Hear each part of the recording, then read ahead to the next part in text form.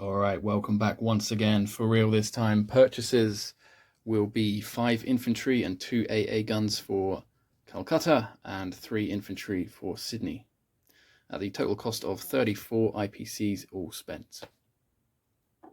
Combat. Not going after the main fleet here actually, but we do have a few other combat moves to do.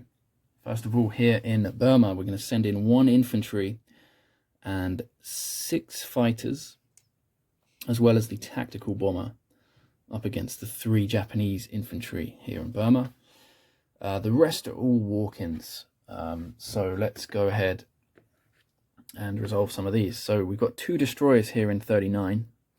One of them will move 1, 2, and 3 outside of Celebes to sink this transport. The other will move 1 and 2 to sink the transport outside of Malaya in 37. And the 7th fighter that didn't partake in this battle in Burma will move 1, 2, and 3 and sink this transport here. So let's go ahead and remove those from the board. And it feels good to sink a few Axis transports after the massacre that has been for the Allies transports.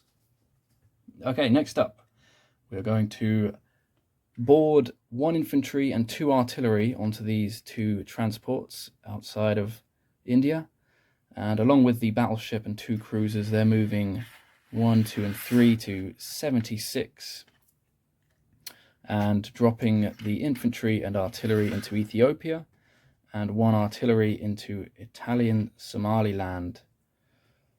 So let's go ahead and pop 2 control markers on those.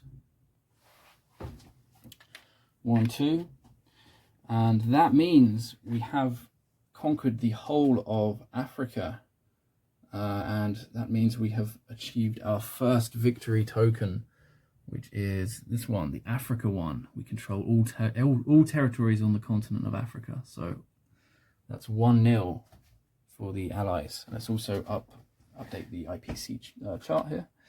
We're going to go up 1 for the Pacific UK and down 1 for Italy. So Pacific UK at 20, Italy at 13 now. So let's go straight into the non-combat phase then. Oh no, we haven't resolved this one yet. Okay, let's resolve that one.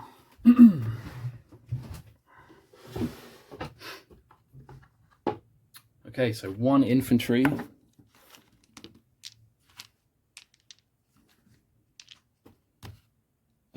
That's 1, and what is it? 6 fighters. 1, 2, 3, 4, 5, 6, plus a tactical bomber.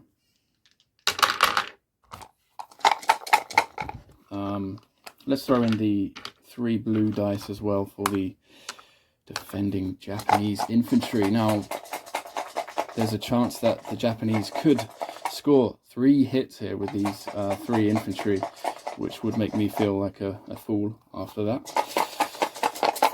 Let's see if they can though. They do get 2 hits, so okay, that's fine. We've got 4 in total. Japanese get 2.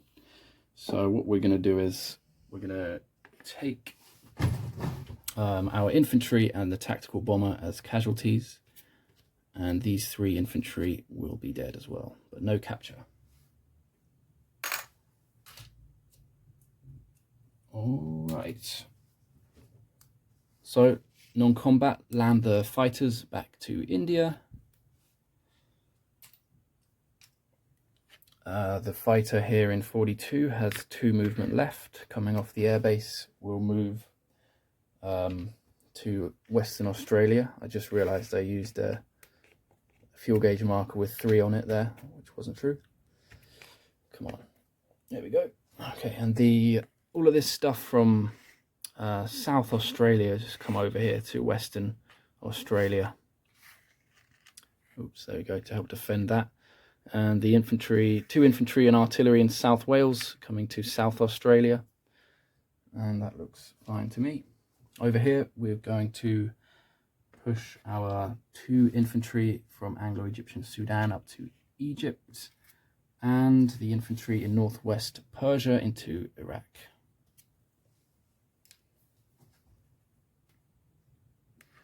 Okay, so placement of units.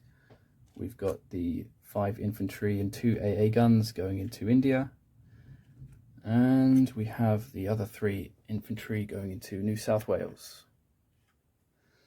Collect income, we're at 20 on the chart. We have one national objective, which is to have a guy on one of the Dutch islands, which I do. So total will be 25 collected for the Pacific UK for next turn.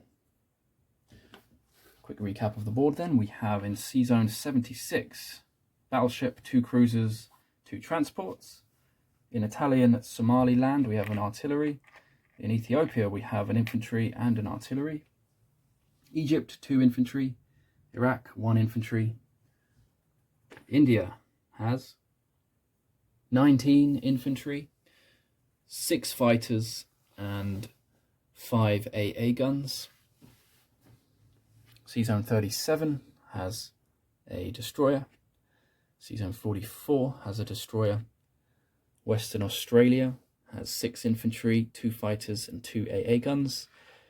South Australia has 2 infantry and 1 artillery. And New South Wales has 3 infantry. So that just about does it for the end of this Anzac or Pacific UK turn.